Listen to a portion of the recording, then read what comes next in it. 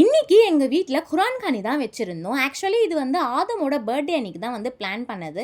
But அவரோட birthday அன்னைக்கு வேற பிளான் இருக்கிறதுனால இன்னைக்கே வந்து நாங்க வச்சுட்டோம்.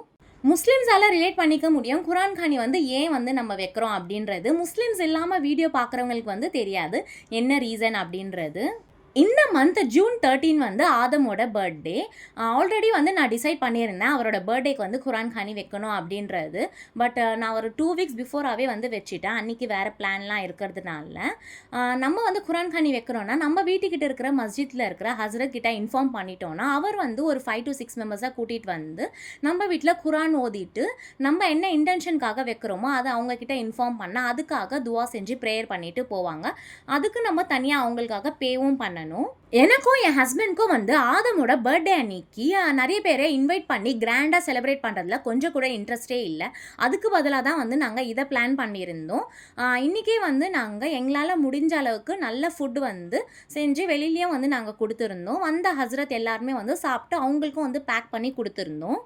இன்றைக்கி வந்து bread halwa, rice kheer and then brinjal chutney இதெல்லாமே வந்து நான் செஞ்சுருந்தேன். மட்டன் கீமா போட்டு வெஜ் பிரியாணி வந்து எங்கள் பாட்டி வந்து செஞ்சுருந்தாங்க. எங்கள் எல்லாரையும் கம்பேர் பண்ணும்போது எங்கள் அம்மாவுக்கு தான் வந்து அன்றைக்கி மார்னிங்லேருந்து நைட் வரைக்கும் நிறைய வேலை, ரொம்ப வேலை வந்து அவங்களுக்கு இருந்துகிட்டே இருந்தது. ஆதம் வந்து இப்போ தான் வந்து பிறந்த மாதிரி இருக்குது. அதுக்குள்ளே வந்து அவருக்கு 1 இயர் ஆகப்போகுது. இன்னும் ஒரு 10 டேஸில் மாஷா அல்லாஹ்.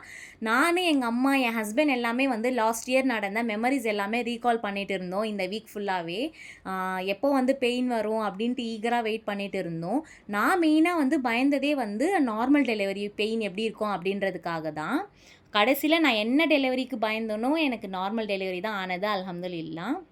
அன்னைக்கு நாங்கள் நினச்சதை விட நிறைய பேருக்கே வந்து நாங்கள் சாப்பாடு எல்லாமே கொடுத்துருந்தோம். எங்கள் பாட்டி, பெரியம்மா, என்னோட அண்ணா ஒய்ஃப் இவங்க எல்லாருமே வந்து ரொம்பவே ஹெல்ப் பண்ணியிருந்தாங்க. மறக்காமல் நம்ம சேனலில் சப்ஸ்கிரைப் பண்ணிவிடுங்க. நெக்ஸ்ட் ஆதமோட பர்த்டே விலாக்ஸ் எல்லாமே போஸ்ட் பண்ணுவேன். உங்கள் ஃப்ரெண்ட்ஸ் அண்ட் ஃபேமிலிக்கும் ஷேர் பண்ணிவிடுங்க. நெக்ஸ்ட் விலாகில் பார்க்கலாம். பாய்.